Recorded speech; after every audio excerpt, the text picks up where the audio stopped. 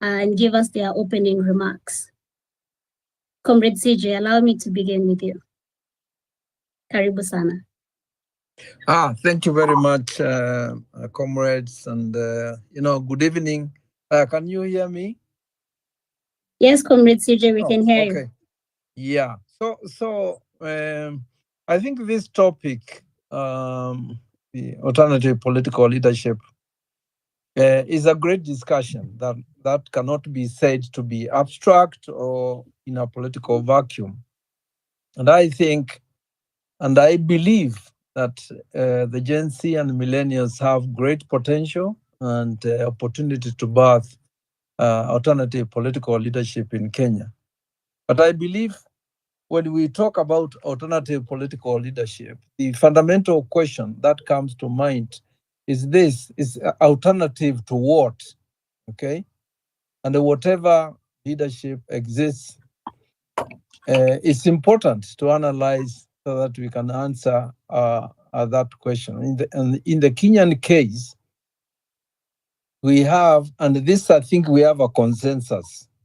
Uh, Many of us, that we have a political elite that rules and has distinguished itself by upholding the following values: politics of division, whether it's ethnicity, race, generation, gender, clan, religion, sexual orientation, sexual and reproductive rights, religion, and recently, you all know, particularly the youth, the English Premier League. You shouldn't be surprised that Ruto and Raila support Arsenal, and the Minister for Sports supports Man U. It's a site for dividing, Kenyans, and they are adept at doing that for sure. Okay. Also, this class has no notion of national interest and is very unpatriotic. It never seeks protection from the people, but it seeks that protection from foreign interests that the elite serves. They don't protect our lives and property, which is basic for any leadership to be legitimate. They steal and waste our resources. They put profits before the people and work with the national and international cartels that subvert the sovereignty of the Kenyan people. They are not committed to the implementation of the Constitution. They find the Constitution, the implementation of the Constitution, inconvenient. They disobey court orders that are important in some cases in the implementation of the Constitution, and refusal to do that. They show very clearly that they support the status quo that we wish to dismantle. Because within the Constitution itself, there are material interests such as land, food, water, housing, security, clean environment, health, education, and employment that are very, very critical in our social, transformation. And yet, we see no appetite from this elite in implementing universal health care, universal education, simply because the World Bank and the IMF has told them, don't do it. They even subvert the Article 11 of the Constitution that protects our indigenous seeds. They think that they can work through the gates so that we get GMOs and so forth. So that is totally unacceptable. is a very unpatriotic attribute on their part. And then they have put us in great danger, through military and trade pacts. Our participation has never been sought in the actions of the ruling elite. Did we ever agree to support the Zionists in the Gaza genocide? Did we consent to the military bases in Lamu and Nyuki and the forthcoming ones in Wajir and Turkana? Did we accept our police officers, to be deployed in Haiti when the court basically said that that's unconstitutional and it shouldn't happen? So we have a leadership that has taken sides on our behalf without our participation. And that for me is very, very dangerous. In the event, there is war, we become part of what is called collateral damage, because those bases are in our country, and if they are bombed by missiles or drones, whatever, there will be deaths. And yet our constitution talks about robust public participation. So if you have a leadership that cannot consult us on matters that are so critical, to our national survival, obviously that's a leadership that we must change. The other thing is, they have never sought our help when foreign interests subvert our national interests. They've never done that for obvious reasons, because they do not rule in our interests, but in the interests of the foreign masters. In the words of Malcolm X, that some of you, almost all of you, understand, we are just a slave plantation, and these ruling elites are house niggers, while we remain the working people and field niggers, resisting the status quo. And this elite reproduces itself and cannot be underestimated, because it occupies the entire political space through the politics of division that I've highlighted. It controls the state and the machinery of violence, is well-resourced. The Oxfam report said that there are 8,300 billionaires whose assets equal the assets of the rest of us, either 50 million or 55 million. I don't know how many we are. But that was staggering data, and statistic. And I think they must be trillionaires now. And these billionaires or billionaires in US dollars also. Okay, so you're talking of an elite, a class that is protected by the state machinery of violence, but also very serious foreign interests. And that's the connection that has been made when we are talking about alternative political leadership. It's not just the elite, okay? It's looking at the planet and seeing how the leadership that rules here, which basically historically, this is the Kano dictatorship, which turns 62. On December 12th this year. There is nobody in the two factions that is not an orphan, of this dictatorship. Although they are not orphans, they are always there. So I think it's very, very important to identify this, so that when we talk about alternative political leadership, politically we know who the enemy is and what we have to do, to to deal with that political enemy. And under no circumstances should we underestimate them. Okay, I've heard a lot of people underestimate those factions. They are very, very good at mobilizing the population on the differences that I've talked about, and they have done it, all the time. And I've said they are resourced, they are protected by foreign interests. So as we think through alternative political leadership, and we say that it resides in the Gen Z and millennials, and even the offers are involved.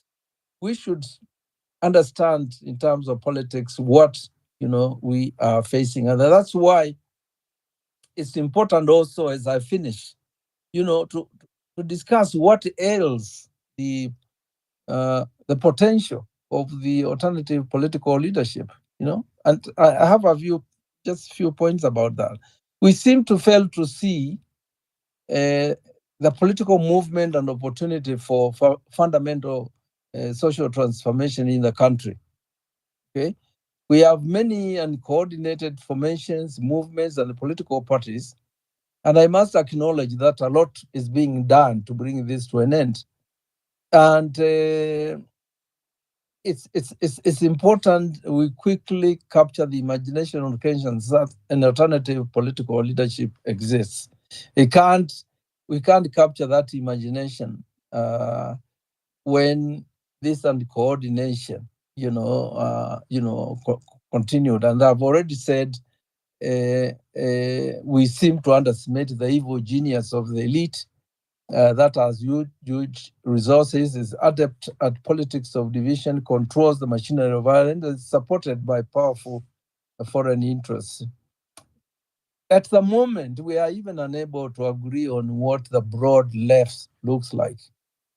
And in some cases, we have engaged in sterile and dogmatic debates about this alternative leadership should be.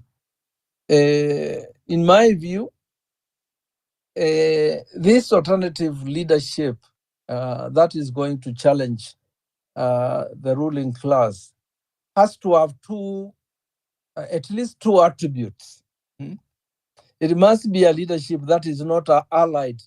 You can't be alternative if you are allied to those two formations, or if a movement or a political party or a formation thinks that they can have an association or a coordination, with those factions, because they will just chew you up and spit you out. Okay, so I think these formations, the movement, the political parties must clearly be anti the ruling class in all aspects and form. And they must also take that position of the position against foreign interests that find our constitution inconvenient. They deal with our elite, and they are basically part of our enemies. In that sense, these are it's like we always say, the British never left this country, and these are the Europeans' interests, foreign interests. That we have debates now about Chinese. The role of Chinese is not just in Kenya, but in the global South. So it's very clear, to us, that even when we fight, we fight against the leadership here. we're also fighting a leadership that is subverting the rights of the Palestinians. Okay, and that connection, with global citizens who are fighting similar systems and similar leaderships is very, very, very important. And let's praise ourselves for having blueprints for such alternative political leadership. The amount of stuff that we have in terms of the Kenya we want and what we can do if there is an alternative political leadership. It's amazing, and it's very comprehensive and complete. So it's a question of how the various movements can come together, and I'm sure organically, they're going to decide who are these potential leaders in that struggle. So in conclusion, I just want to emphasize very, very, very strongly that alternative political leadership in Kenya must be the very opposite in all aspects. I don't see any aspect that we except one. There's the aspect of them being good, very good in dividing people, and in mobilizing people and so forth. We've got to respect that strength and try to dismantle it. Because if you take all of them, they capture the imagination of people on the basis of ethnicity, on the basis of myths, on the basis of money, and so forth. So, I've ever said we cannot underestimate them, but when it comes to the attributes, then we must be the very, very opposite, of the current ruling elite. That for me is very, very, very, very, very, very important, so that we don't run with the hare and hand with the hounds. We've got to basically know what we are doing. And let me stop there, because I think I've covered everything that I wanted to to say. Thank you very much, Chair. I appreciate the invitation, and it's always a pleasure to speak to the youth of this country. Wow, thank you so much, Comrade CJ. Thank you for your submissions, and we are definitely honored by your presence on this Express tonight. Now, you have said a fundamental thing, that even as we speak about alternative political leadership, we must be clear. It is alternative to what? Alternative political leadership to what? And you have illustrated to us that an alternative political leadership, because this current leadership, Comrade CJ, please mute your mic. This current leadership, Sorry, yes, is a leadership of politics of division. Na tumeona vile watu wanagawanywa kwa mambo ya ukabila, mambo ambayo haipeleki nchi yetu mbele. But most importantly, it's a system that reproduces itself. It will find people among the resistance and co-opt them and continue to reproduce itself over the years. It is also a system that iko foreign interests. Since we got independence, we have never really had a people-centered leadership. The Mau Mau were betrayed. Jomo Kenyatta served the interests of the British. The result of that is continued inequalities amongst our people. So when we say we want alternative political leadership, lazima tukue clear. We want leadership that does not divide the people of Kenya, that does not kill the people of Kenya, that does not steal from the people of Kenya, that does not destroy the futures of the people of Kenya, but seeks to actually better and centers the interests of the people of Kenya. Comrade CJ has also said that Kenya is currently a neo-colonial state serving the interests of the West. So alternative political leadership must be the very opposite of the current state, apart from their craftiness in mobilizing the people. So asante sana, Comrade CJ, for your submissions. Now I'd like to welcome my friend Comrade Sungoyo, who's also a poet, written a book, Abolish Everything.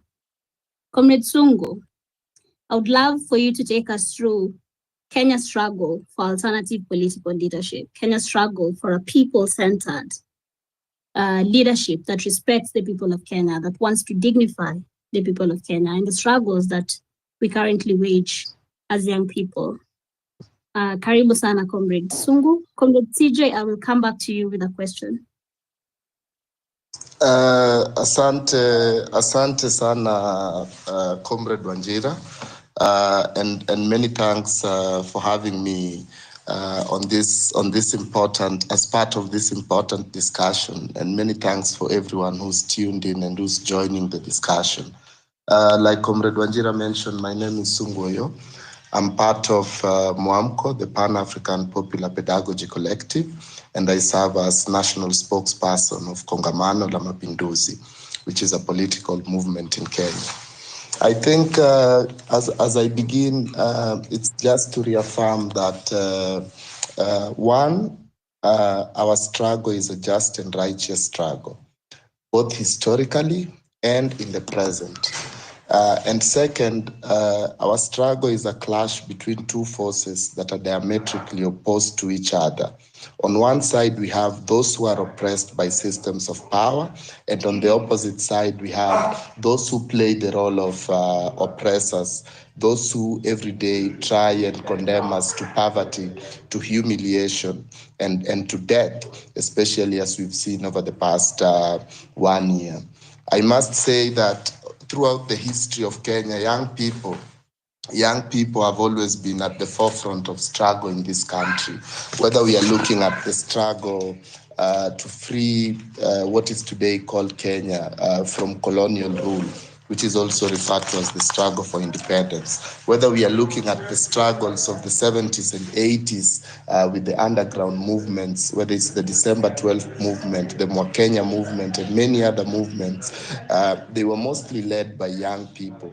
Whether we are talking about the second liberation, a struggle which had been continuing for centuries, the struggle to open up the democratic space and create a multi-party dispensation, which culminated in the early 90s. It was led by mostly young people, and a lot of them paid the ultimate sacrifice. Whether we are talking about the struggle for a new constitution, which was waged over a long period of time, it was led by many young people who got into that struggle when they were very young and committed a fundamental number of years for us to have the struggle, the constitution that we today have. Whether we are talking about most recently the uprisings from last year and the Gen Zs who have paid the ultimate sacrifice to prevent the state from acting excessively, acting in a manner which stifles our basic human rights. And many of the Gen Zs have paid the fundamental price because the Ruto regime sought to increase taxes on a population that was already overtaxed. It is abducting us, it is killing our generation. And so young people have always been at the center of change. And I think in Kenyan history, all fundamental change that has happened over the decades has had young people at the center. On the question of political power, comrade, I think I come from Kongamano la Mapinduzi, KLM, which is a political movement. And the reason why we are a political movement is because in our correct analysis of history, We believe that there are mistakes that were committed by those compatriots who came before us, and that one of those mistakes is that some of the movements decided that they would not contest political power, despite having done all the organizing, despite having done great work in society. And so, for example, whether it's movements like Mwakenya, and even up to the 2000s, we see movements saying we will struggle for a new society, for the renewal of society, but not contesting election. And so we ended up in with the same old and tired politicians KANU politicians recycled in political positions, even in instances where they created new political formations, but which is why I think Comrade Willie talked of the KANU dictatorship of 62 years, even where they came in with different political parties. It was those same people with backward ideology who mostly held positions of political influence. And the progressive movements donated their cadres and part of their leadership to other parties. And I think some of those who joined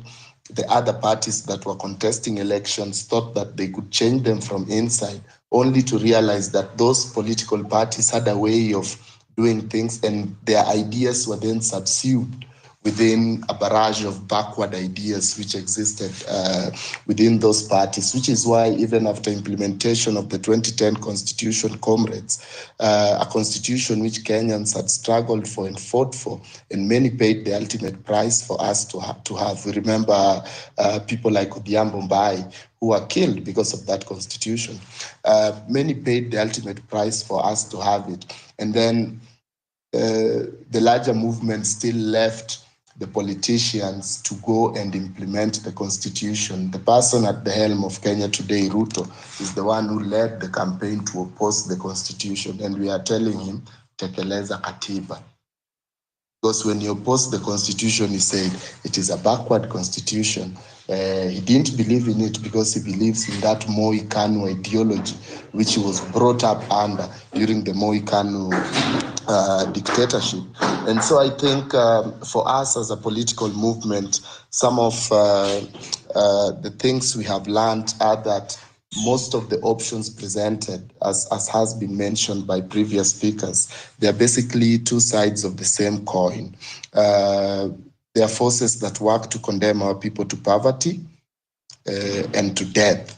If we look at, even after last year's protests, we look at UDA and the Ruto Kenya Kwanza dictatorship, which was already on its back foot. And when it was on its back foot, we see the Orange Democratic Movement, ODM, joining forces with them, because the leadership of those parties were already so that there was a popular force from below, and that they had to act in concert. They had to dance their political salsa so as to rescue their collective class interests as a group of people. And so up to date, we see them continue to dance, because we continue to see them dancing on the graves of our comrades who are martyred, or who have been martyred over the past 1 year, even if not literally, but at least figuratively.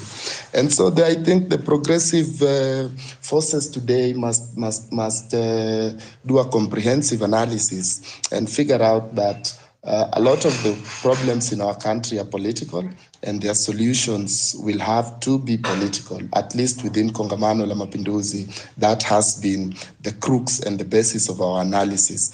And but we at the same time also recognize that participating in elections, just participating in elections alone, doesn't create fundamental change.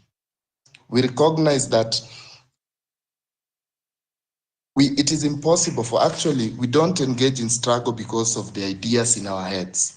We engage in struggle to change our material reality, to paraphrase Cabral, which means that participating in elections also needs to be backed up by a progressive political agenda. And so I have seen the most recent efforts to unify progressive forces, efforts like within the Kenya Left Alliance, and looked at their minimum program and looked at the key issues that our politics should focus on, from youth unemployment, from debt, corruption, our sovereignty as a people, healthcare, issues like land reform, issues like food security, issues like education, housing, the Bill of Rights, basically the issues that have taken us to the streets for the past 1 year.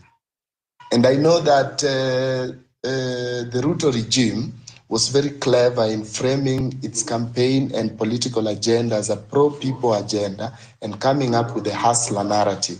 I think it is time for young people to take ownership of this agenda and this narrative and join progressive political formations that are capable of fulfilling it, that are ideologically correct or ideologically on the right path, and organize consistently. Not just organize, but organize, yes, educate the masses, yes, and strengthen a united front. Because most of our organizations, I must say, are also, if we analyze them in isolation, they are quite small to effectively engage in an electoral process independently. We have to go as a united front of young people who view ourselves as part of a larger motion within history and who are ready to fulfill both our generational responsibility and our historical responsibility.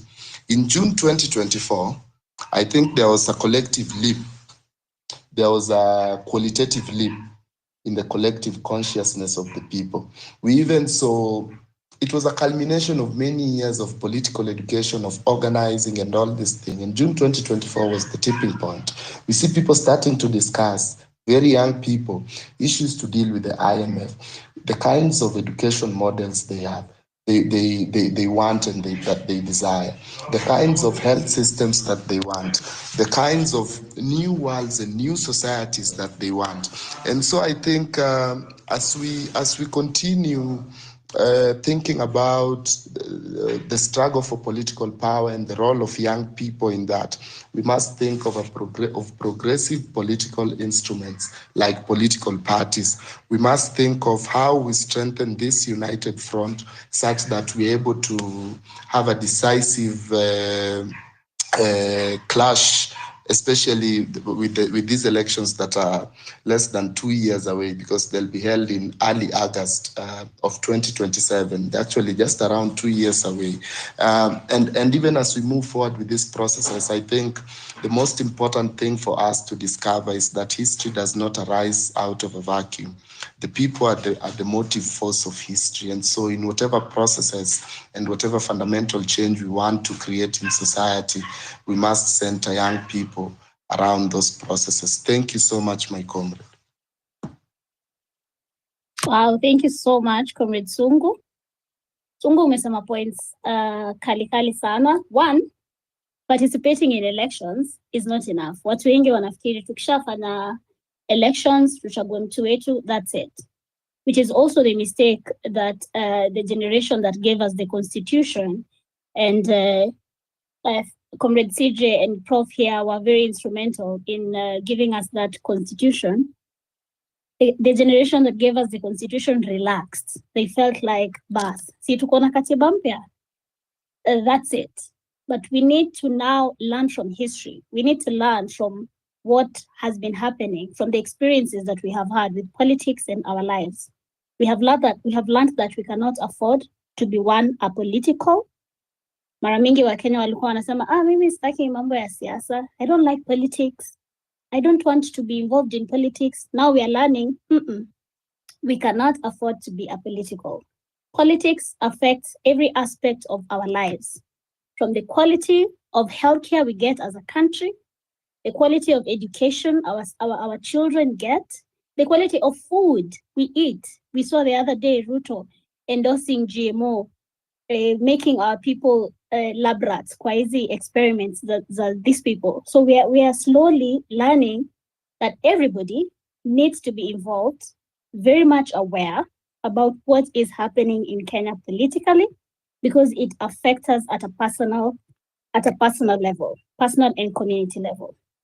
So Sungu has also told us about the struggle our country has waged over the years, from rejecting colonialism, from the fight that the Mau Mau waged to fight the British so that we can get land and freedom, the betrayal by Kenyatta, the fight against Moi's dictatorship.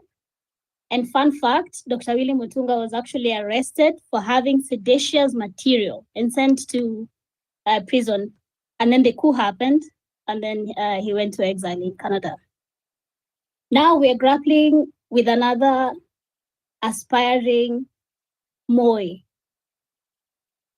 As a generation, as a people, we are called to be united.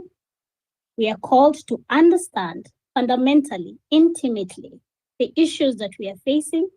We understand to have a united front. All these organizations we are coming from. We're also learning that it is important to belong to an organization so we can wage this struggle together by being united against the enemy, because the enemy is not only united, it is also very well resourced. It has the monopoly of violence, but our power can only come from our unity and our clarity that what we have is a collective enemy that we must defeat. So thank you so much, Sungu.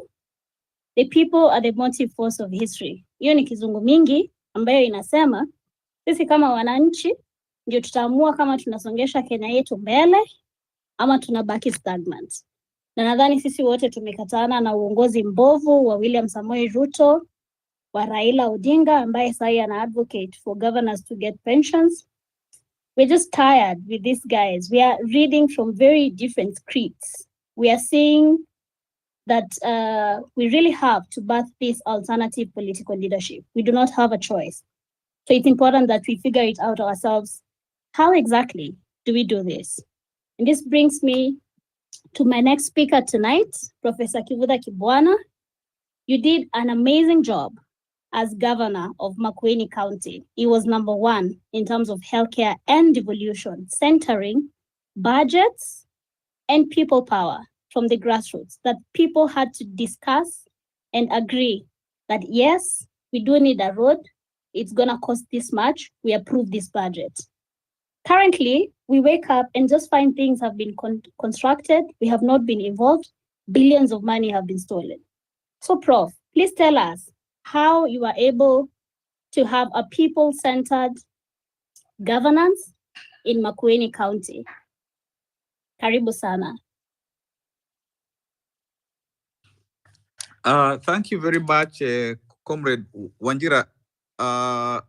Ninasikika? Ndiyo, tunakusikia mwalimu. Asante. Maybe before answering that question that you have posed for me, I just want to say that for me, one of the most important things I continue to observe is, despite all the problems that have the Gen Zs and Ys have faced, the brutality, the violence, and all that, there is no giving up. And I think that resilience tells me that success is imminent. So I think that is one thing that is very, very important to sustain, so that those who think, because there was no nane, that the young people have been subdued, will with time realize that that is not so.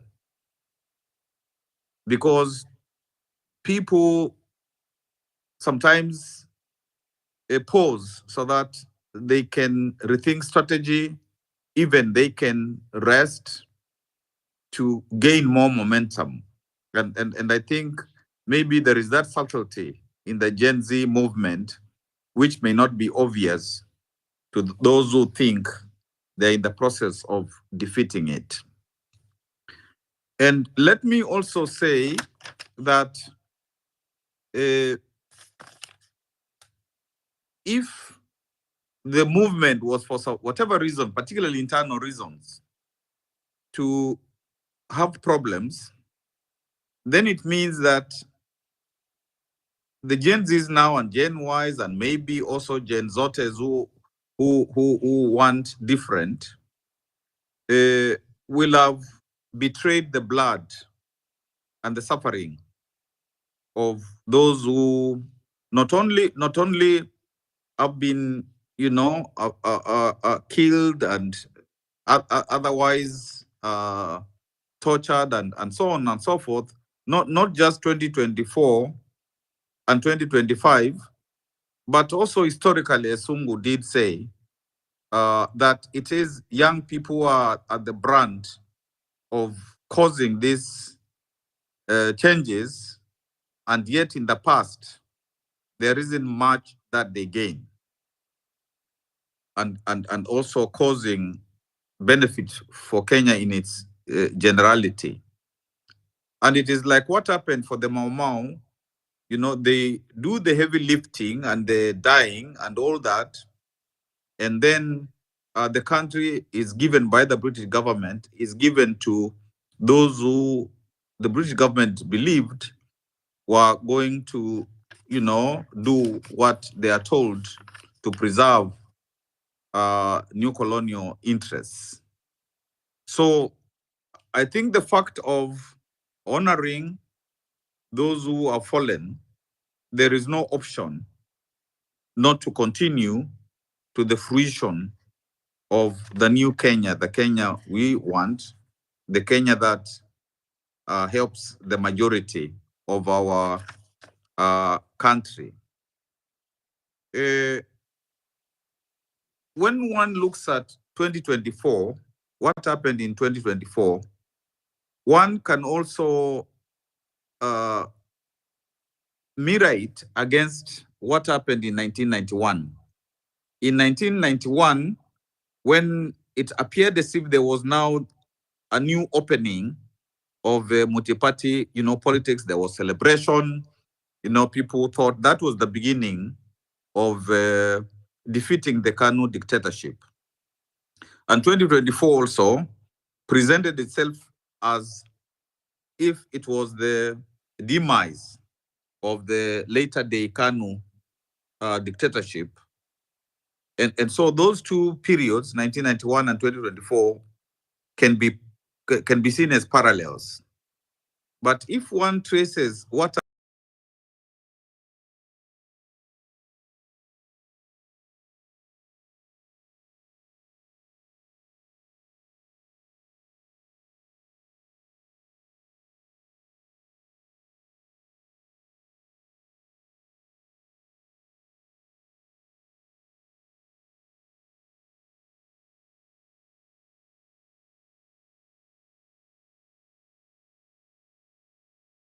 the political opposition in 1992, 1997 was not able to come together, and as a consequence, the KANU dictatorship continued, and it was only in 2002 that there was some reprieve when Kibaki came into power. But we have seen what has happened lately, so that Moi's prediction of KANU will rule for 100 years. There are those who are gloating and saying that, Moi, their mentor, was right. I am tracing what happened from 1991 to 2002 and beyond to also say, although 2024 looked like an opening, and 2025, and therefore the possibility of change in 2027 going forward to 2032, we also need to realize that from the Gen Z movement, there was cooptation of some of the people, particularly by what is calling itself the United Opposition, but also segments of the current government, particularly through ODM.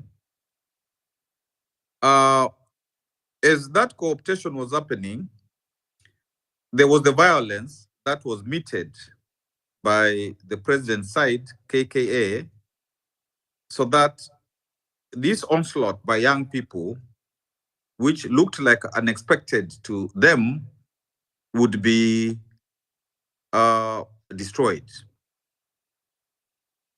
After this violence, and as it continues, there is also track 2 by the government of cooptation through, like the border, stuff, through all those things that are happening. They are told, well, you wanted to come to State House without permission. Now you are permitted to come to State House, and not only are you permitted, but you'll go back with goodies, stuff like that. And maybe 10,000 people are invited, maybe 5, maybe 10 or whatever. But the youth that are 18 to 35 are about 14 million. So one can see through this symbolic cooptation, so that it looks like all the youth now are being, the government is now doing stuff to really embrace, all of them. And this is what our senior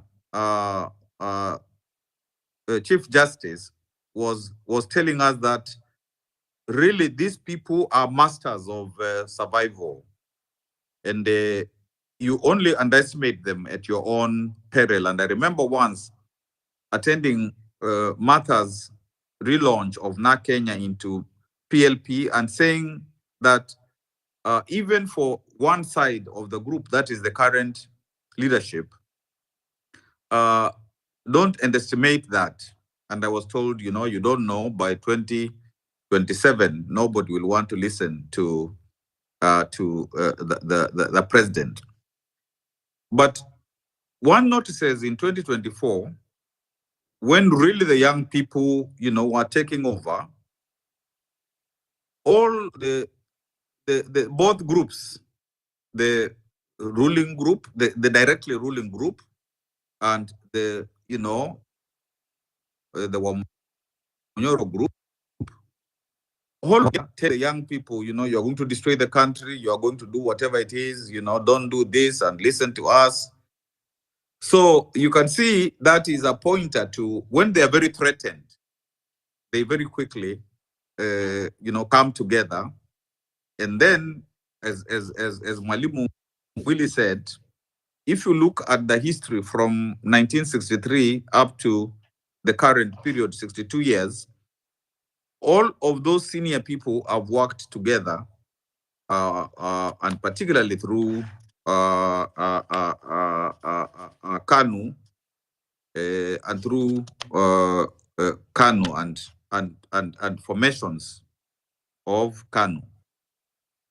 So the one thing that therefore I wanted to kind of say is, through this cooptation, of course, through that brutality, and also through what Willie said, sometimes, you call your Mwalimu by his first name and he doesn't mind, and our senior, the nature of the uncoordinated factions, you see, that is like reminiscent of the then opposition, which did not, which was uncoordinated, which was jostling for ultimate power, and 10 years were lost, at least in terms of getting some alternative to Moi.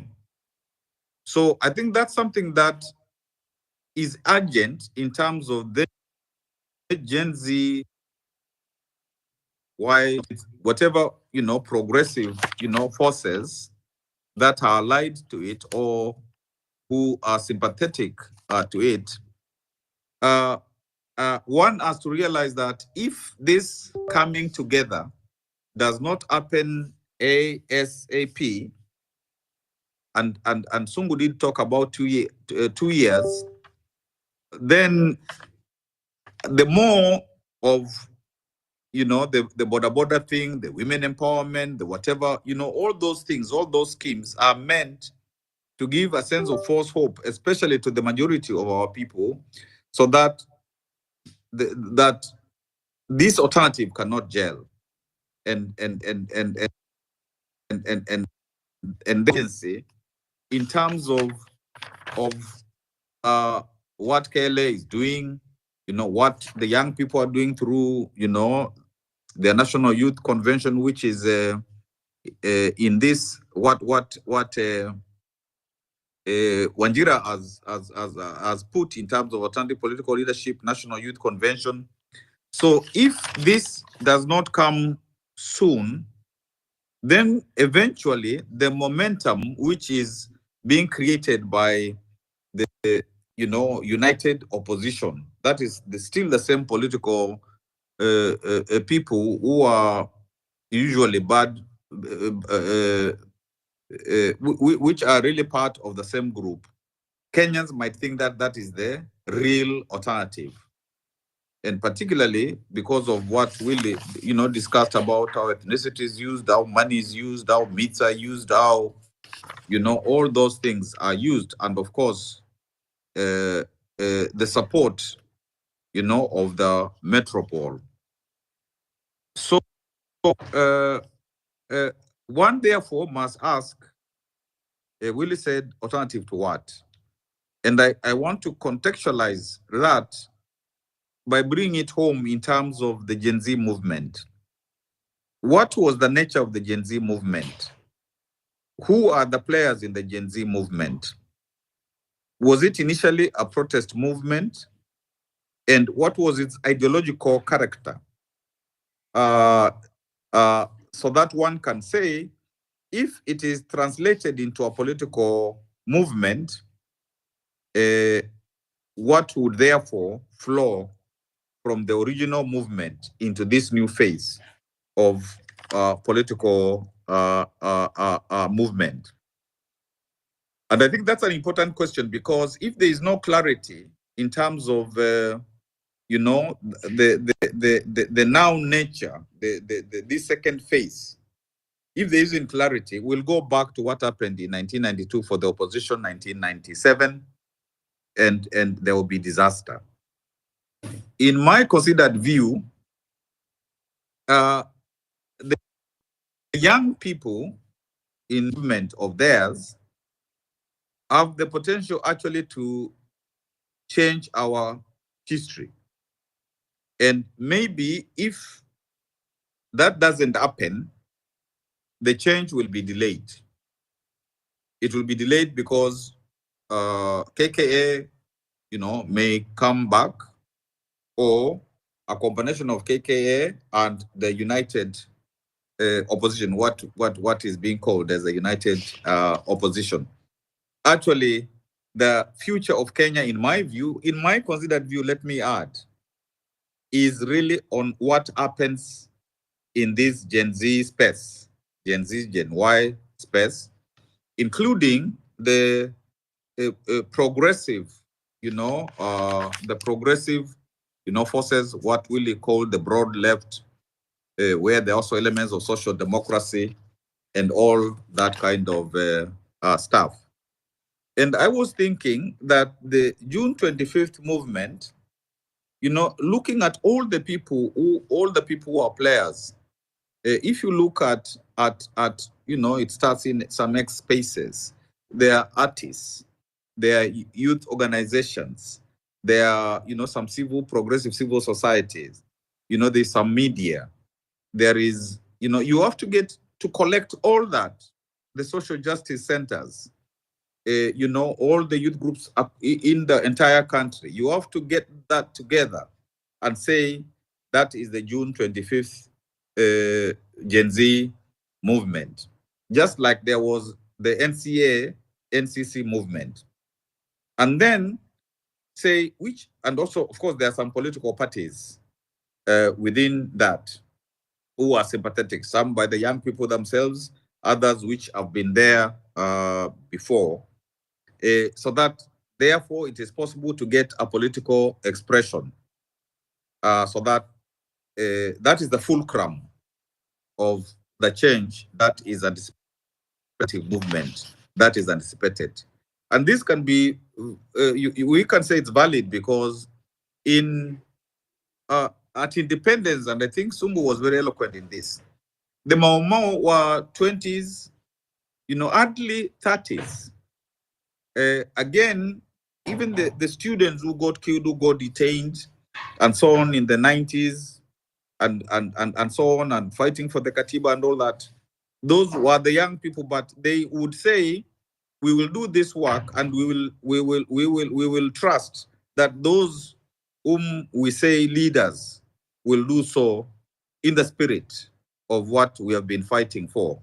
But that, of course, didn't happen. So this broad movement, and then the political expression in terms of parties within it, so that we therefore have a situation where the young people can push the new dispensation. And of course, some of the people have said they want to be presidential candidates, and if they're examined again by this movement and they are seen to tally with the agendas, the manifestos that really said all these are available, then you can begin to have this robust movement going forward. But to conclude on this first phase before just now very quickly talk about Makueni, it is the point of the imagination. How will this now capture the imagination of Kenyans and take away Kenyans' belief in these guys who are organizing on ethnicity, on the past, on money, and all that kind of stuff? How will that happen? Because we have seen how 2022 and just before that, the current president talked about hustler and so on, and bottom up and dynasty and stuff. So it is critical that there is what now is used from the manifesto, from the agenda that we talked about, to capture the imagination of Kenyans and to show that there is now this alternative leadership which is real, which is genuine, which is pro-people, and so on. Because if that one doesn't get that, then it means that the people will be swayed to go to the wrong places, because the current leadership has had a huge sway over them on the basis of this ethnicity and stuff like that. So I think as young people meet, as young people decide, what's the agenda on some of these issues that are arising from this discussion, and even from other people will speak. It is, how do you now, show that the June 25th movement is alive, and it is what should inspire Kenyans to rally behind it, and then around it, and then the country, gets moved forward. And for me, that is extremely important, as I, is extremely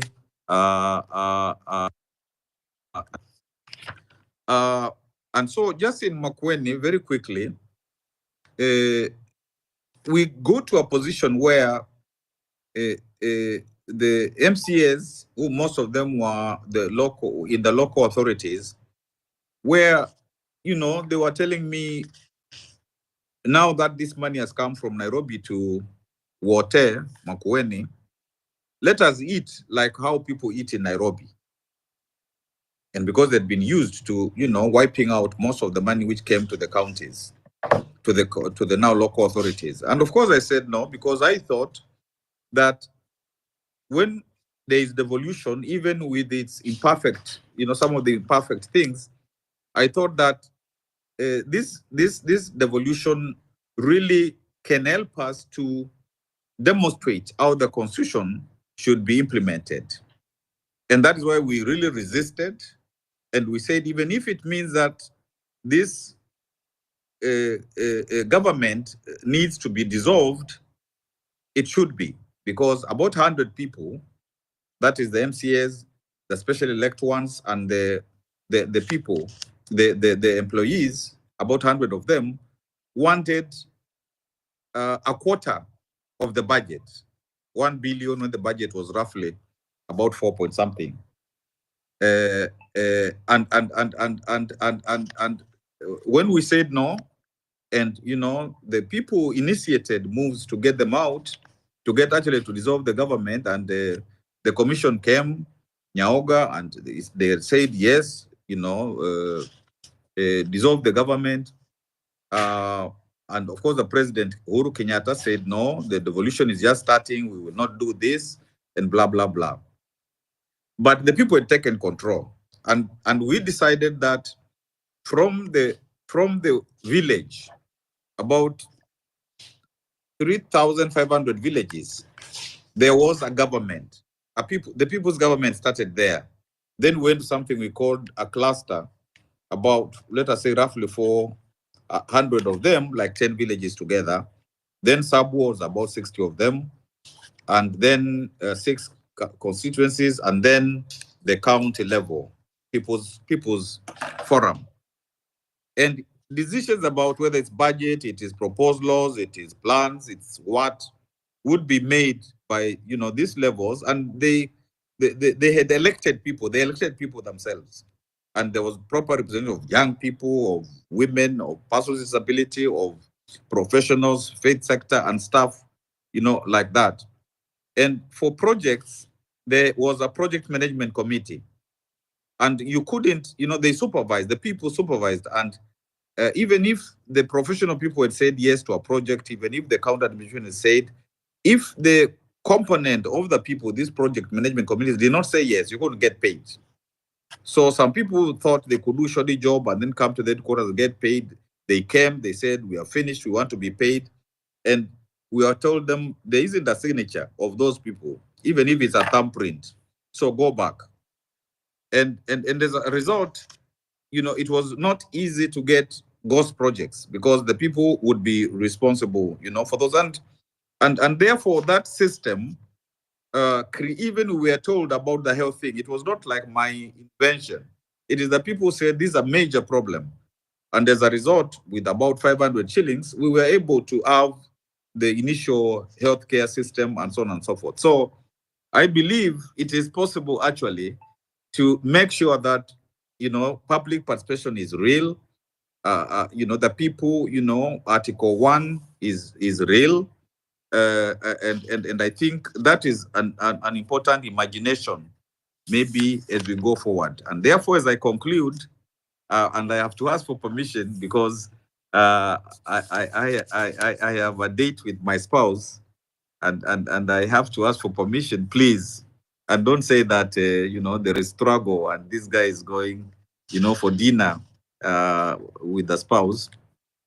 As I conclude, I think going forward, perhaps there should be these sites of struggle. Willie talks a lot about sites of struggle, but the fact of IDs, that should be like a national movement. Anybody who is 18 and above, will be facilitated to get by the people themselves, by the young people. Wherever the IDs are given, you come to there and you say everybody, and you make sure that you get everybody to get the ID. Same as voters card, even this recall thing. So it is now like giving the young, the Gen Z movement, identifying what are those things that are going to be done to mobilize people, and to do so because you can't say people shouldn't get an ID. You can't say that people shouldn't get registered as voters. You shouldn't say people can't recall, because even what IBC is saying is not really within the law as such, and that's a debate, for something else. I think there should be a leadership school so that those who want to stand some of the nitty-gritties of, what happens. There's a bit of that. And then very pervasive political education. So that young people say in every ward, we are going to have an army of educators in terms of political education. Because again, of course, the County Governments Act says that that should be done. There's an entire section about that. And the Attorney General's office, the relevant ministry for education, all those, that kind of education is constitutional, and so what was the strength of the June 25th movement in 2024 and 2025, and that now should be translated into now, particularly that education, because it's only that education that can get away people from the negative ethnicity or political ethnicity, subservience, all that kind of stuff. So kazi kwenu, kazi kwetu, but I am personally excited as I see young people saying Kenya must change, because they will live in than, many of us who are on our way out. Thank you. I wacha nifike hapo na asanteni sana. Thank you mwalimu wetu Dr. Willy na pia Sungu and Wanjira. Struggle, tuendelee na struggle. Wow.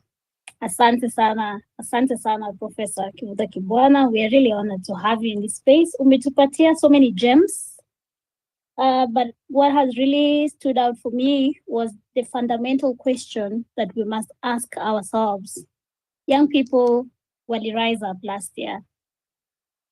Now, what were their guiding ideologies?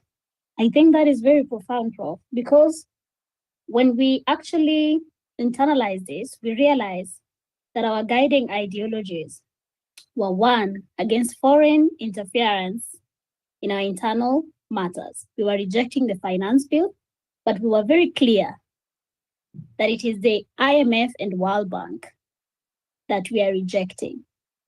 We are rejecting their dominance, we are rejecting their imposition about our internal affairs. So that was a guiding ideology for the Gen Z movement. We are also rejecting the economic hardships that we realize now that these are actually man-made problems. Kenya can be better. And your explanation about how Makueni County was able to safeguard itself from corruption and root every decision to be people-based. It was a government of the people, for the people, by the people. So it is a possibility to give ourselves universal quality healthcare like you are able to do in Makueni. You've also said that the future of Kenya is dependent on the Gen Z. You've put it on our shoulders with a lot of faith, but also with a lot of caution that we must be able to come together. Everybody that was on the streets on that day, every movement that was represented on that day must be able to come together and agree that our guiding principles are patriotism, are fighting against foreign domination of our country. Our principles are liberating ourselves from economic hardships. Our principles are honoring all the young people that have died in the pursuit for a better Kenya, present and even before. So thank you so much for your wisdom. And the sites of struggle you have talked about, we are definitely going to look at it. We will rally young people to get IDs. We will rally young people to get voters card. I like the idea of a political school. Some people in the left space are already thinking about this and organizing towards it as well. And lastly, we must have vibrant political education. Thankfully, this is already happening through various movements represented here. Kongamano la Mapinduzi, which Sungu is from, the Revolutionary Socialist League, and even in the social justice centers. So at least we are getting some of these things right. Now, we do not want to stand between your date and your spouse. We love, so we are going to excuse you. so that Mama gets to spend some time with you. So feel free to leave the space whenever, but we are very happy that you made the time to be here. You've told us that devolution is about implementation of the Constitution. I'd like to welcome my comrade Mamka, who's a doctor, but a very active citizen, organizing towards this unity that we are talking about. Mamka, tafadhali tueleze leo hii tunapozungumzia uongozi mbadala wa kisiasa, uongozi unaotoka kwa watu, si kwa mfumo ya zamani, uongozi ambao unaangazia maisha bora kwa Wakenya. What is the gender aspect of it, given all the challenges that we are facing in this current political system? What does alternative political leadership look like in the gender and electoral aspect? And also, what efforts are there to bring the Kenyan people together towards alternative political leadership in Kenya, so that we are also not fragmented? Dr. Willie had talked about how there are very many organizations, there are very many people doing amazing things here and there, but they have failed to be able to come together. And this is a challenge we must be able to overcome. We must be able to bring our might together, because it is only when we are united that we are going to stand. So Dr. Mamka, karibu sana, and also your work on supporting the women who are vying politically with your organization Arose is very good job. We applaud you for doing that. And we welcome you to speak to us tonight. Karibu Daktari Mamka. Asante sana, my comrade Wanjera, and many thanks to my comrades who've spoken before, CJ Willy Mutunga, Mheshimiwa Kivutha Kibwana, Sungu Oyo, with whom we have been working on pulling together the Kenya Left Alliance. And many thanks to you, Wanjera, for giving me the opportunity to speak to this important issue tonight. So a lot has been said already, and I think where I will begin is a statement that Sungu made when he was speaking, that what we are facing in Kenya today are political problems, and political problems require political solutions. So when you look at the landscape for women in Kenya, Kenya has been, with great regret, rising in the ranking of countries that are dangerous for women to live in. The degree of political leadership we have from women continues to reduce every day. We have a femicide crisis. I think that is obvious for everyone to see, and the ways in which this system is pressing on the people inevitably always presses most hardly on most painfully on those who are at the bottom of the food chain.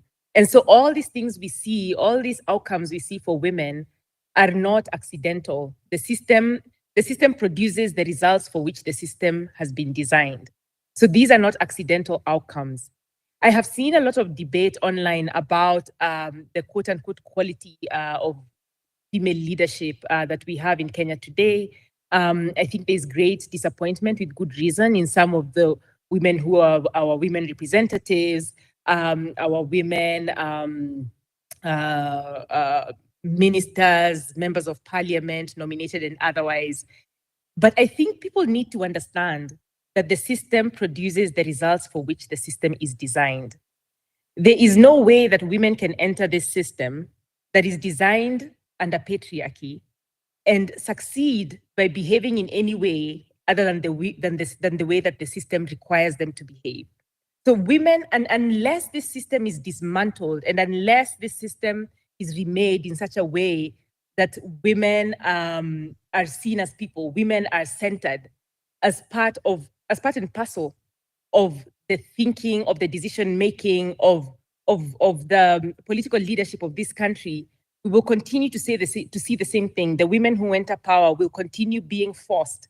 First of all, they will be self-selected as women who are willing to act in ways that maintain the power of the system over the people.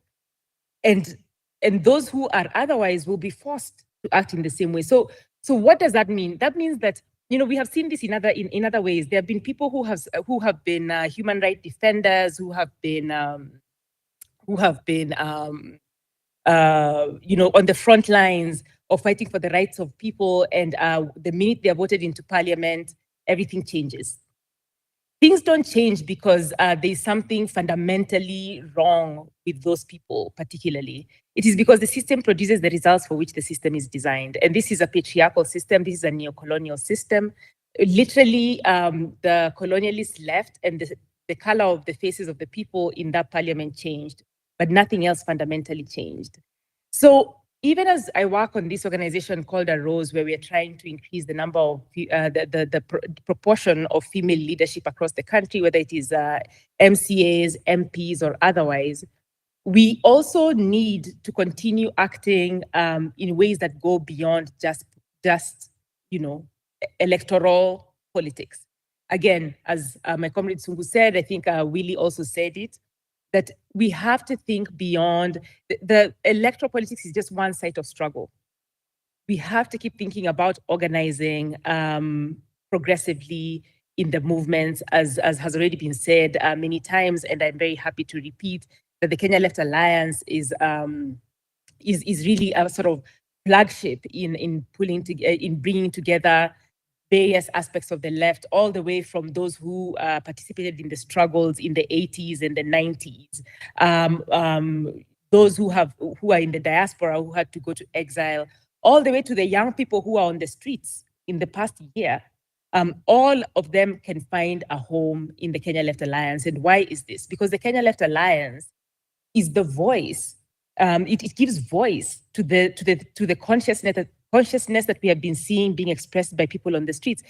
It is so obvious right now that a lot of Kenyans have very similar ideas about what our country should look like, about what our government owes us, from the taxes that we paid, from the mandate that we give these people to govern us. We have very clear expectations of how we believe they should treat us. And a lot of that is embodied in our constitution, which is one of the most progressive constitutions in the world, actually. And so for that reason, all this consciousness that has been raising, all this activity, all the pain and the lives that have been lost have to mean something. And we have to find a home for these ideas. And the Kenya Left Alliance is one such home for these ideas. And we hope it will grow from strength to strength, even as we contest in this site of struggle that is the electoral process. So my message to everybody online today, especially as you think about women and the gender question in the context of elections, that yes, indeed, it is fundamental that our governance mechanisms reflect the diversity of Kenya. We cannot have less than 10% elected women in office when women make up about 52% of this country's population. These institutions, as archaic as they are, as colonial as they are, for them to begin to serve us, they must start to reflect the diversity of Kenya. So it is very important to consider that it is important to put women in office.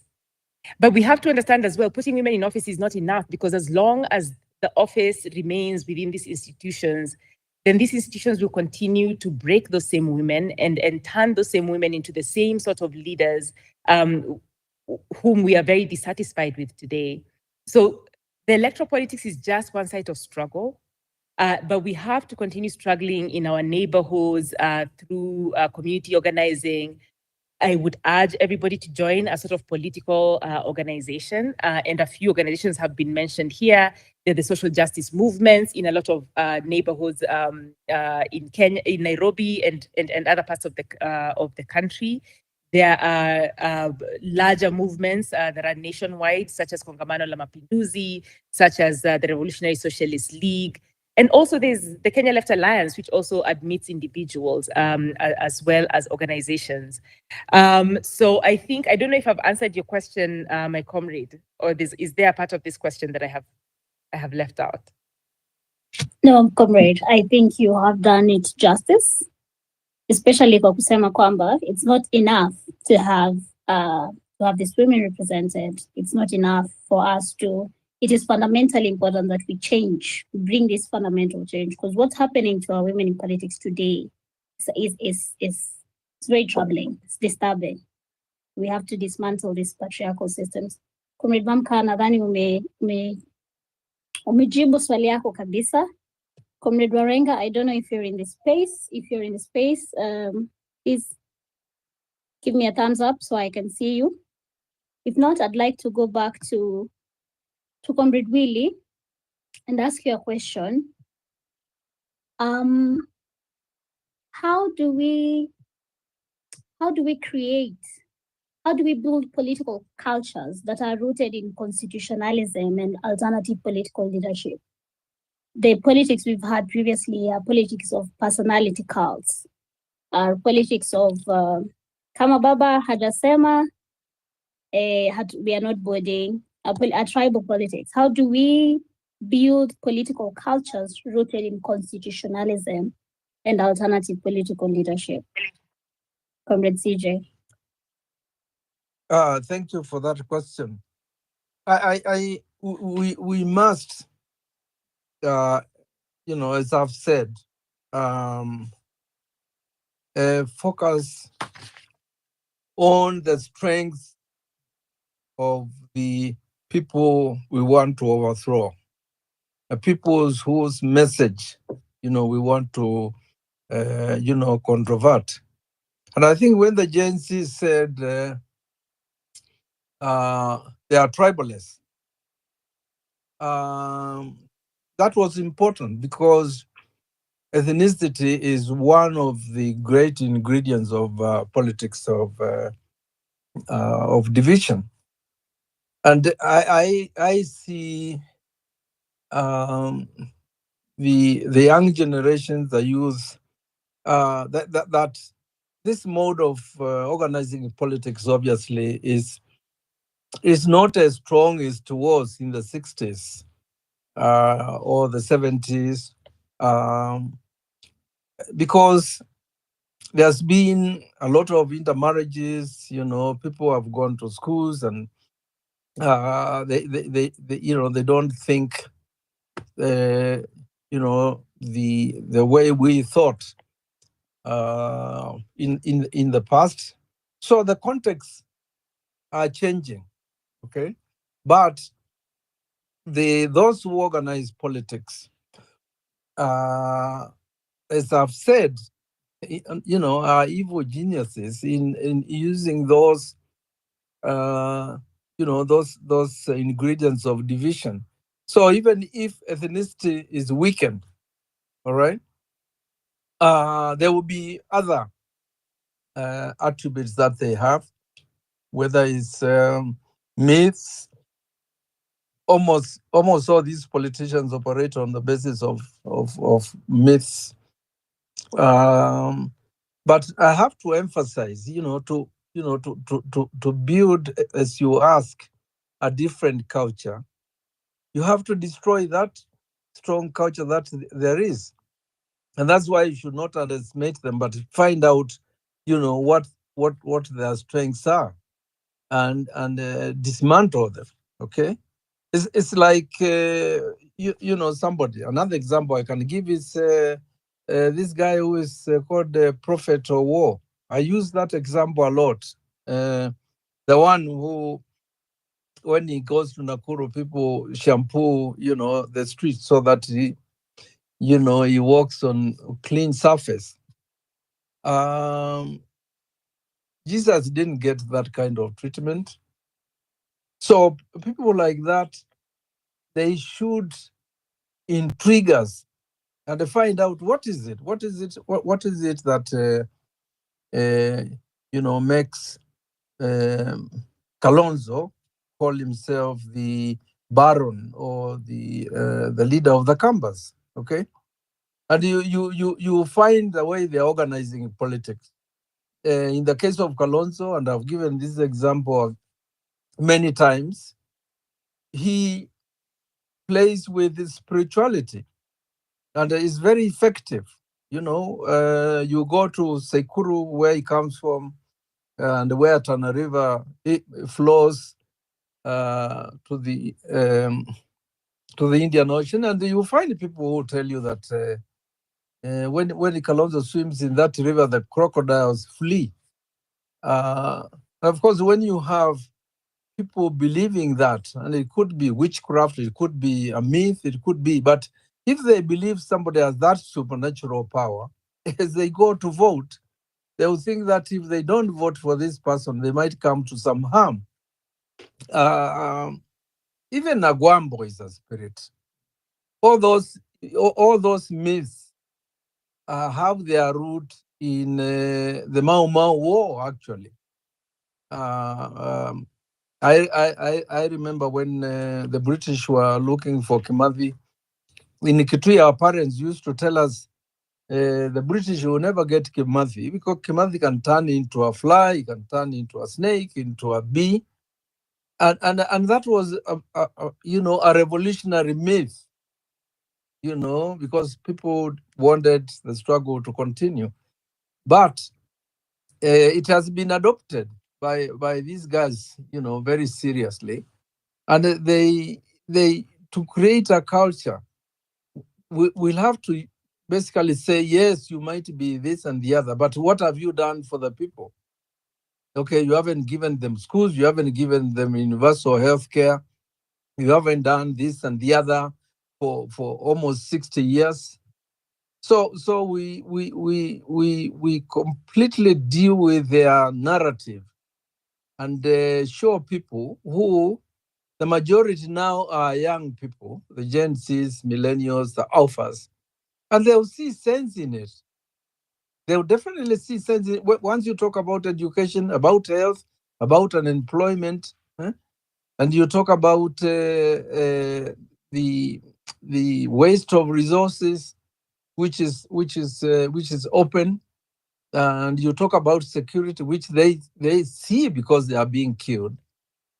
There will be a different culture, and that culture is a culture that you want to create of patriotism, of national unity, a culture, where resources are equitably, shared between the national government and the county. A culture where we basically resist the debts and says, we don't know anything about these debts. They're odious. We shouldn't pay them. So it will be, that culture you want to create is anchored on, alternative politics for sure. And that's why I think, and I see it's growing. I see it's growing. It's just a question of, focusing on a collective leadership that reflects that culture, and you start from the margins. It takes time, but changes also. There's agencies sort of, they can be within a month. The country can change, within a month. But that's basically my answer. That is in creating culture. And even when we talk about cultural revolutions, okay, there is a dominant culture that is being destroyed, whether it's a culture that glorifies profits before people, a culture that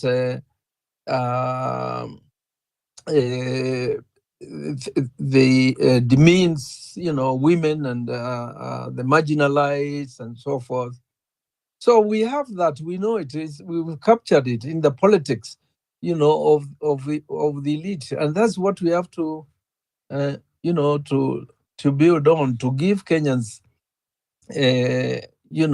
that alternative, that imagination. The alternative is possible. Thanks. Thank you so much, Comrade PJ. Umesema for us to build new cultures rooted in constitutionalism and alternative political leadership, we must destroy old ones. And it reminded me of Sungu's poem called Abolish Everything. Sungu, do you happen to have this poem with you? Because I do. and I feel this need to read it. May I please read it with your permission? Sungweyo. Comrade, I have it with me. Please read it. Okay. Oh no, if you have it with you, please read it. You are the author. I'm saying I don't have it with me. Okay. I do not. Yes. Okay. Allow me to read the poem by none other than Sungweyo, Abolish Everything. What Abolish hunger. page is it? Which page are you It's- reading? Page 23, if you have the book. It's called Abolish Everything, a poetic manifesto from last evening. Page 23. Yeah, I have my autographed copy here, so I'll use it. Yes, open page 23 and let's read. Abolish hunger, abolish student loans, abolish the curriculum, abolish water bills, abolish the thieving cellular companies, abolish everything.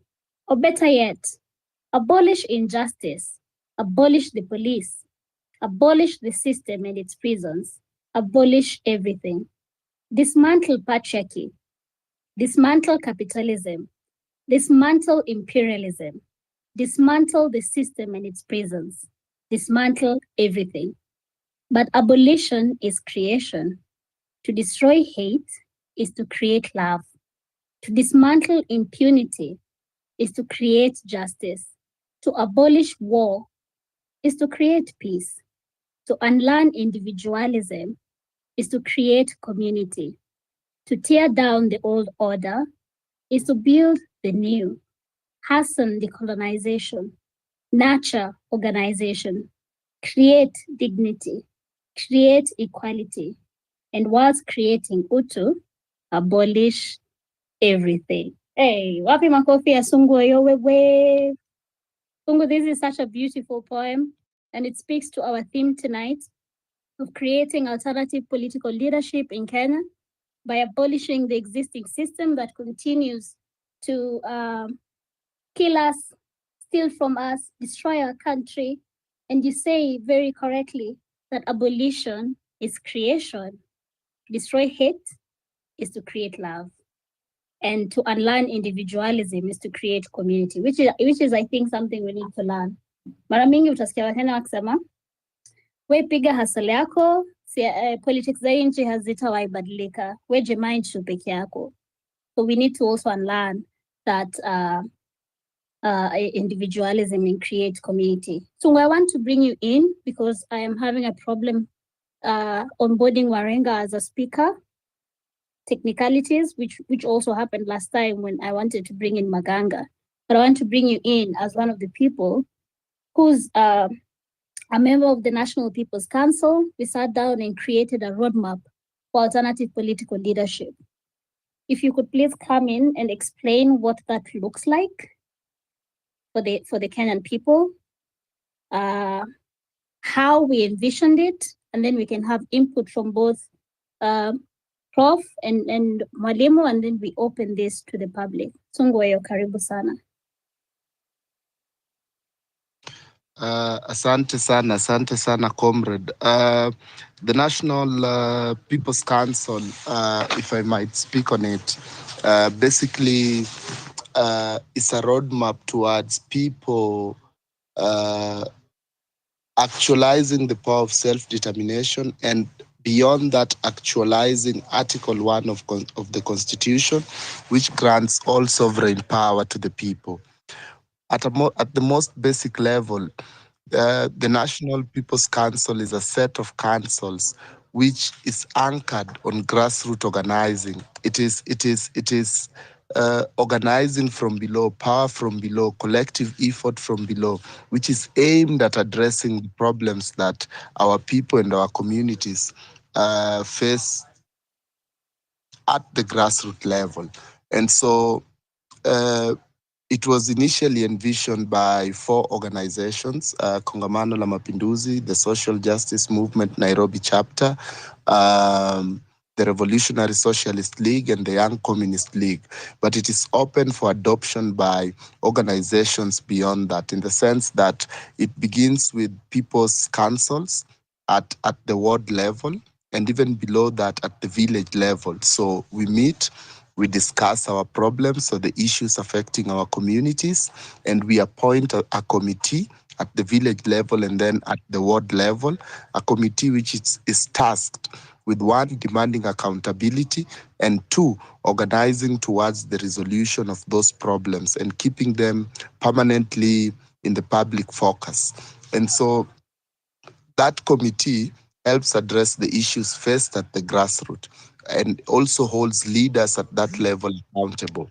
Above that level, we have the constituency assemblies, the committees or assemblies, whatever word we might apportion to them at the ward level, come together and elect representatives at the constituency level who are also able to hold structures of governance at that level to account and to promote the interests and priorities of communities and of that constituency at that level. The ones at the committees and assemblies at the constituency level come together to form the National People's Council at the national level as an element of self-determination and self-rule. And so I think at the most basic level, I would refer to it as a structure of people determining their own destiny, because it's like when Marcus Garvey said that we have a beautiful history, but we will create one that will astonish the world. And so as we work towards creating new worlds of joy, worlds of love, worlds of laughter, worlds of dignity, it means that it is the people who must be at the center of these efforts to create these new worlds. It is the people who must be at the center of all these moves and all these popular processes from below, which are aimed at not only working towards dignity, but also ensuring that there is justice served at all levels. And so I think I'd be very brief and say that the National People's Council is open to membership, is open to representation at all levels, and that in our wards we should already be creating these popular assemblies, popular councils, popular committees, which comprise members of the community and which work towards resolution of the immediate problems that we face at those levels. Because for far too long, there's been different organizations, whether it's community-based organizations, whether it's NGOs or other formations, and even popular movements working towards resolution of various issues faced at community level, especially social and economic problems, and trying to hold leaders to account. But the only difference between that and the National People's Council is that the National People's Council centers the people, like I said earlier, as the motive force of history, basically as the determinants of history, in that because it is the people who are desirous of a better society, it is the people who must be at the center of efforts to create this change and to imagine the new worlds that we want to create, the new societies that we want to create, and actually be part of the efforts towards arriving at that change. And it provides a structure through which we can one, work towards that change, but two, also build solidarity with neighboring areas such that their additional pressure can work towards pushing those responsible to act on the demands coming from below. But three, also a channels through which we can link demands from below at ward level or village level to the national question and vice versa. Thank you so much, comrade. Brilliant. Thank you so much, Comrade Sungu. Just to reiterate, that this is our attempt at having organized resistance rooted from the grassroots levels. I think our organizing over time has taught us that no change is going to come from outside ourselves or from top to down. The only real change that will happen has got to come from a ground up. So our attempt at having a people's army, sort of, because we realize that the people have nothing if they do not have an army, and not an army in the sense of violence or uniform, but a people's army in the sense of an army of voices, an army of activists, artists, citizens who speak truth to power, an army of ideas, of thinkers, educators, poets, strategists who shape consciousness, an army of defenders, lawyers like the Legal Empowerment Hub that Warenga is leading in Mathare that brings lawyers in defense of criminalized disease and other young people in the community, an army of medics and community protectors who shield the vulnerable, an army of organizers who build movements, coordinate action, and also sustain resistance. So it's about having agency to dignify ourselves. I feel like we have lived, coming from Mathare, we have lived undignified lives enough, realizing that this is man-made, that this can be changed. I feel like we have a sense of urgency to change it as soon as possible. And we realize that we cannot be able to do this as individuals. We can only do this as a people who are organized. It is also realizing we do not have checks and balances within the systems of power that have been created.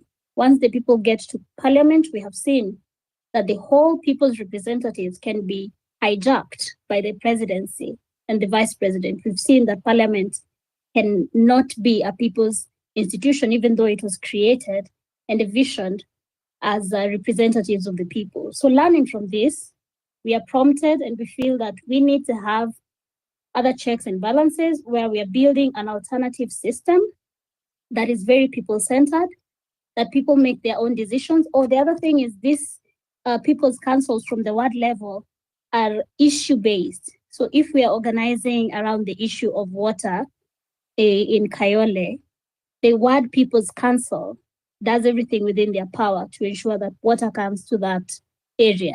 So this eliminates the process of having to wait 5 years to resolve our issues. Nasema ngoja 2027 ifike, tutamtoa, tutakuwa able kudeal na healthcare na education. So this makes political decisions really personal decisions, political decisions, the intertwining of life and politics become a reality, and it helps us build grassroots agency towards this alternative political leadership. So that's how we were envisioning it, and we would really love to have Kenyans embrace this roadmap for alternative political leadership. But I would love to hear from you, Comrade CJ, and Prof. Kivuda, who has done this in Makueni County, and then we can open up the discussion. Karibu, Comrade CJ.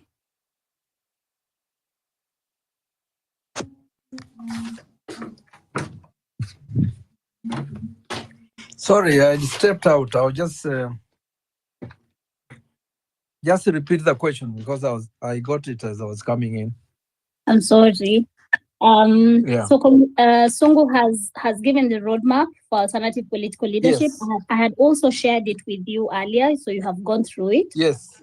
And I was Yes. saying why we are having this is to have our own safety as the people of Kenya, to have sort of a people's army, and not necessarily an armed army with uniforms and guns, but an army of ideas, voices, defenders, organizers, basically a safety net from the systems of power that have been created, because we realize that we could be excluded from that system that is supposed to represent us. So learning from that, we are taking caution by creating an alternative people-based system from the grassroots and building political power as we go up. So ward people's councils to constituency people's councils to national people's assemblies.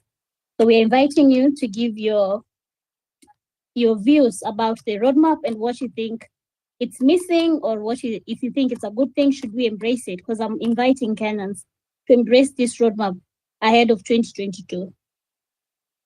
Yeah, it's a good roadmap. I've argued again and again that revolution in this country will come from the grassroots, and even in terms of alternative leadership, I've also argued that focusing on MCS, and I have had that discussion with you, Comrade Wanjira, that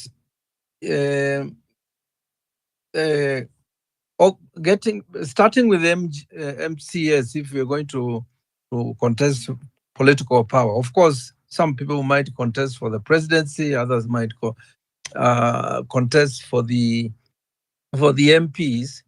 But I've always found the grassroots, particularly my experience in Kitui, that the word is about people your relatives, and they know whether you have money or not. Okay, and actually within that level, and Akibwana can give his own experiences of how he dealt, with MCS in Makueni during his first term, and was able to come up with MCS who stopped demanding bribes, because they were dealt with by the people they represented. In a ward, like if Comrade Wajira, you ran in that ward in Mathare, people know you. That's where you're born. That's where you live. And if you are doing anything wrong, they can even go to you. Your spouse. They can go to your relatives, to your mother, and say, "Look at what she's doing. What she's doing is not right." So I think it's important to have structures, from the grassroots, and the moment they are all over the place, they have definitely people who live in wards, whether in the urban areas or rural areas, are very, very clear about the problems. Okay, so you'll be preaching, as they say. What is the expression? Don't preach to the choir, right? Because the choir is always in church. So when I looked at that strategy, it's a strategy of fundamental change, from the people themselves. And I see a lot of the elements I was discussing, in that roadmap, because it's a roadmap that is completely against, the roadmap of the people who are ruling now. All right, because they what they are using is ethnicities and so forth, and money and so forth. But even people know that the money they get is not enough. What they need is water, they need education, they need health, and not just handouts. So I glorify it because it's clearly designed, to challenge the dominant culture. All right, and that's how I read it myself. Thank you. Thank you so much. Thank you. Kabisa, hata siwezi nikaongeza, na nataka kuinvite Professor Kivuda Kibwana. Prof, I don't think I shared the roadmap with you, but I'm going to share. But based on what Sungu, myself, and Comrade CJ had said, we would love to hear your input so much, especially because you have sort of implemented it practically with your leadership in Makueni. Karibu, Prof.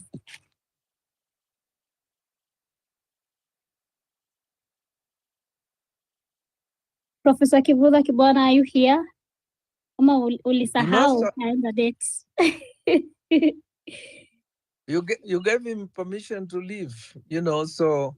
Oh my, he might have left. I thought, because you told him you didn't want him to disappoint his spouse, eh? Yes. Yes. Yeah, okay. It's fine. Yeah, I think he's having a dinner with his spouse now, so. Okay. Now let's open the floor. Let's listen to all of you who have listened so patiently, who've been here with us since we began. A few people have the mic. Let me hear from Ras G, Karibu Sana, and then we can hear from you, Dikizo.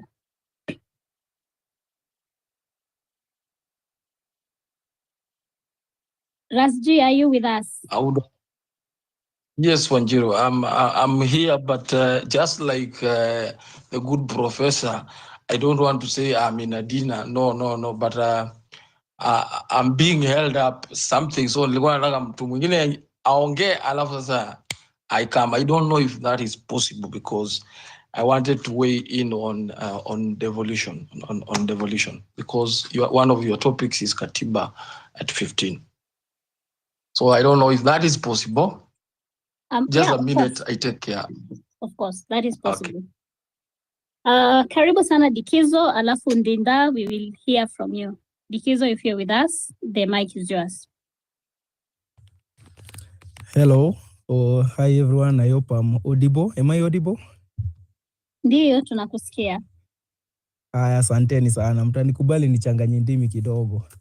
I'm happy to be part of this conversation. I see Comrade Sungu. Tunatoka naye Kisumu. I'm a young man from Kisumu. Sungu is one of my friends. Prof, thank you very much. You know what our movement has been doing so far since June 25th last year has been largely theoretical, because the ideas we have is something we aspire to. It's not something we have seen in practice. That's why we are out agitating. So Prof, the work you did in Makueni County, I think there's something to build upon. You've given us a direction. You've shown us it's possible. And we are grateful for that.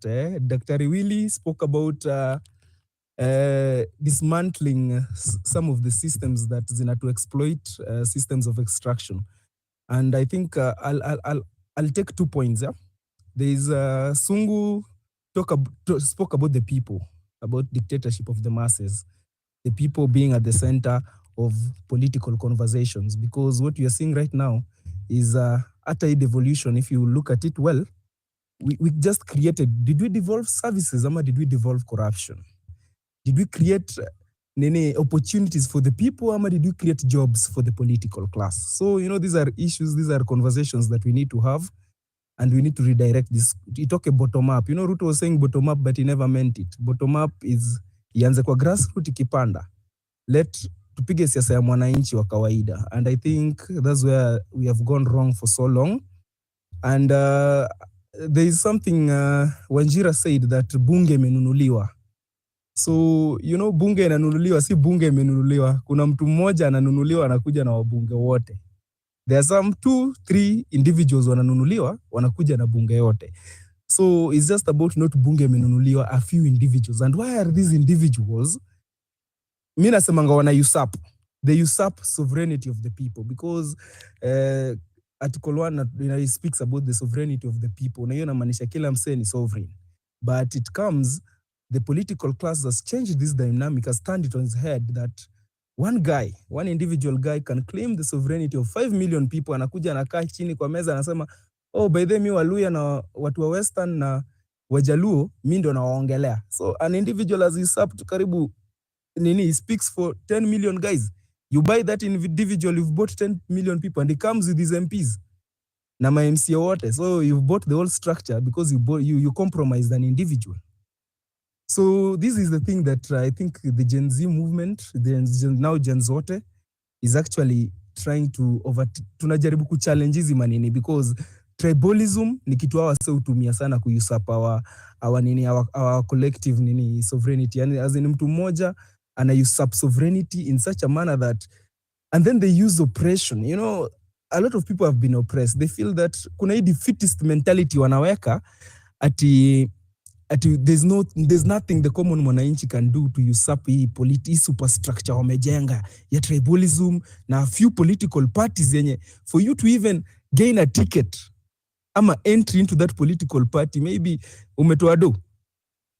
A commercialized politics ni politics tayari ime marginalize vijana, because the youth, most of them can't afford that money ya kulipa watu na kucampaign so already you've ostracized the vijana. Then they are either you're their relatives. So when I personalize these things, they're briefcase political parties, as much as they might be big, but it's all about an individual. It's about personalities, and the youth are coming out to speak about issues. So kuna kitu tumeongelea hapa kuhusu, the prof alikuwa anasema like, yeah, we need to structure ourselves as we organize into a political outfit. Yeah, it can't be one. It can even be a collective of progressive movements, and we to create our own. Because right now, what's happening? Yeah, what's happening is that the Ruto side, yeah, Kasongo side is gaining its momentum. It's getting its traction. Hizo mapiar zao, even though we might want them not to work, but they might work. They might work because it's a system that has worked for them for decades. Yeah, it's a system they believe in. Tribalism na parties na hizo personality politics has been working for them. Hiyo ni kadi yao imekuwa ikiwork. We are pushing for something new that we don't even know if it has ever happened, but we hope. We know that we are agitating for it. We believe in it. We can see it. It's something we can achieve, but we can't achieve it kama tuja organize. Na hapo ndo penye Sungu anaongelea hizo mambo za grassroots. And then Gachagwa's side is over there. Yeah, they're also building their own traction, building their own momentum. Where is the momentum? Your progressive voices. Where is the momentum of the progressive voices? Because wanasemanga a small river can never, because we have two large rivers, we must accept it. There is that really wanajita united opposition. Then there's these other guys on this side in government, the broad-based brothers. Then there is us. But we might be many, but we are not, atuja collect your sauti to form that one big river. Because for any of these two rivers to flow into ours, we have to be larger than them. Are we larger? Can we afford to be large enough? Are we striving to be large enough? The societally united opposition can flow into us, because there's no way we are going to flow into them, because their ideas are the ideas of the political class, political elite. So what else is the option? And I was even telling someone, because these guys need tribalism na numbers. That's their game. Tribalism because of their numbers. And I won't be surprised if Gachagua atasimama huko peke yake, because he wants the party ikuwe na some traction, so he will have to go for the candidature. Then Kalonzo kuje VP wa huku, as much as he's anti-Kasongo, he will be the VP for this guy, and they give Raila. So these are things we have to. They give Raila PM. They already have numbers. Kama tunaenda na tribalism. So are we mad enough? Are we angry enough? Do we really want this change enough to start organizing radically kabisa? Because now this is a political thing. And I was asking Kenyans, most of the people I talk around with, even Sungu, I've had this conversation with Sungu so many times. How are the youth going to change this conversation? How are we going to turn it on its head? Because kwanza, politics is commercialized. Number mbili, politics ya mwananchi wa kawaida. It's so expensive for the common mwananchi. Because even organizing inahitaji some resources. But human resource yenye tumeona Gen Z wakikam, there is that aspect of the human resource. We might be talking about being political right now because we were saying we were leaderless, which is something I still identify with. We are leaderless, but we are leaderless because all of us have taken ownership of certain ideas that were leading us, and these are ideas that are still leading us today. So, in as much as we are leaderless, we are leaderful, and we have leading ideas. We are not following personality, because tumecheki penye personality politics imetuweka. We are following ideas. Are these ideas, can we fashion them in such a way that they unite us as a progressive movement? Tujue ni akina nani? And I was telling some youth, saizi lazima kila msee tuanze kuorganize from the ground chini pale kwa MCA before tuanze kudeal na Kasongo, because nimewambia Kasongo can unite with Kalonzo and Raila and they will give us a hell. They will give us hell because there is some tribal aspect yenye lazima tukubali in our work, and it has been working for decades. Okay, we want change now, but we have to structure it in such a way. Isipopatikana saizi, how are we going to put these people in check? We must make sure hata kama wamerudi nayo nini yao, hawana ile bunge watanunua tena wakinunua mse mmoja. Hiyo bunge should be occupied by us. Hiyo nini, county government should be occupied by us. So as much as we want that guy to go, are we tunaanza huku chini? Are we mobilizing? Tunaungana hapa chini tupate hiyo MCA position. Tunaungana hapa chini to make sure mbunge si ule wa chama ama personality ameinuliwa mkono ati tumweke. Unaget, these are conversation ideas that youth need to be engaging in, because those guys have resources, wako na uzoefu. Hii ni kitu wamekuwa wakifanya for decades, na wanatumia tools zenye, hizo tools zimekuwa proven for decades. They have been working. those tools work. So Prof Nani Daktari said something very nice. We need to dismantle these systems they have been using, because these are the systems zenye wanatu oppress nazo, and sisi hatuwezi zitumia because hao ndo masters wa hiyo system. We need something alternative. Okay, so hii ni kitu tunafaa kufikiria as a progress. Are we uniting? Because tukianza kwa individualistic at sijui mimi siziungana na nini because now I want this thing, then there's a problem. Are we able to unite all progressive voices zikuje mali pamoja to create your river yetu, zikuwe hizo river tatu, then we see which one flows into which one, but not us flowing into them, because as much as we might need help huko mbele, because we need to unite against this guy. We need to unite. Hiyo naye ni kitu lazima niambie wase, and saizi wako hapo yeye na Rao na Kalonzo atawajoin. Mimi naye naambia wase, this is politics. Hawa sisi maadui, these people are friends. Yes, the other time Raila and nani and Uhuru were fighting. Okay. Yeah. Watu wengine Mike pia. Okay, summarize. Okay, sawa. Asante. Acha niachilie hapo. Though I had much to say, I'll just land from with there. Asante sana for the opportunity. Asante sana. And umefanya nikafeel. Okay. Umefanya nikafeel. A lot of people are thinking the way you're thinking. A lot of people are feeling the way you're feeling. A lot of people can see that, man, sisi kama young people, hatutaki his system, hatutaki our say, hatutaki governance, but hatuko united. So ni very likely wanaweza penya tukiendelea kukuwa disunited. But we are also a proponent for alternative political leadership, a proponent for unity of young people, which is what this space is about here tonight. That the way we are feeling individually, peke yetu mali tuko, tunafeel system wala ni lazima iende.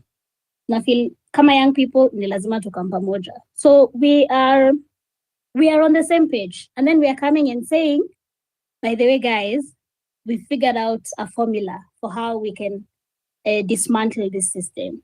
We need to start at the grassroots. We need to unite there. We need to build systems there. We need to build organized power structures there. So I think we are moving in the right direction. To me realize kwamba, Rasji amerudi. Now, guys, when you take the mic, please use 1-2 minutes, because tulianza space 7 p.m. So we should be finishing exactly at 9:30. So this plenary session, because I want to hear as many people as possible to see zungumze sana. Sawa. So Ndinda alafu Rasji utakamin. Ndinda. Thank you, Wanjira. I think I will first just give you your flowers. I think since I met your profile last year in June, you've just been at the forefront advocating for new ideas and not giving up. Yani unatupea moyo sana, and I'm happy leo nimepatana na this conversation. I think we should be doing this more. And I think I just want to echo the same sentiments, and, you're building bridges. We see some of our elders here to show that the conversation that we are having is like crossing, different generations, and people see how our liberation today is connected to the past. Like there's no difference. And I think that's sort of fundamental to understanding how we need to continue organizing. And on my side, I feel like Kenyans are also a little bit naive to the state being a faction, and that they will use whatever instruments of power that they have to suppress dissent, and they will go to grave depths to do that. I mean, as we speak, we have lost too many comrades, too many to count. I mean, one life is just too much. We continue to speak the lives of Beasley, Kogi, Rex, Masai, Albert Ojwang. I'm sure there are even more people being abducted right now. And so we cannot continue with that loss. That's why we really have to go back to the drawing board and be like, okay, what better tools do we have to continue with this fight? And for that reason, I just feel so grateful for the work you do. I think you and a few other people might know that I'm currently not able to support you with my presence, but you've been carrying the burden so well. So just thank you for everything. I think we know why the caged bird sings. I think some of the things I've been doing is also just listening to other people in the past, Maya Angelou, Toni Morrison, Wangari Maathai, our doctors here and professors, to just keep myself feeling a little bit hopeful. So I think it's one of the things I would just throw around. Also, I think marketing, because I don't know if a lot of young people online know that these spaces exist. So if we could help you guys with that, I'd be really glad. Or like if we have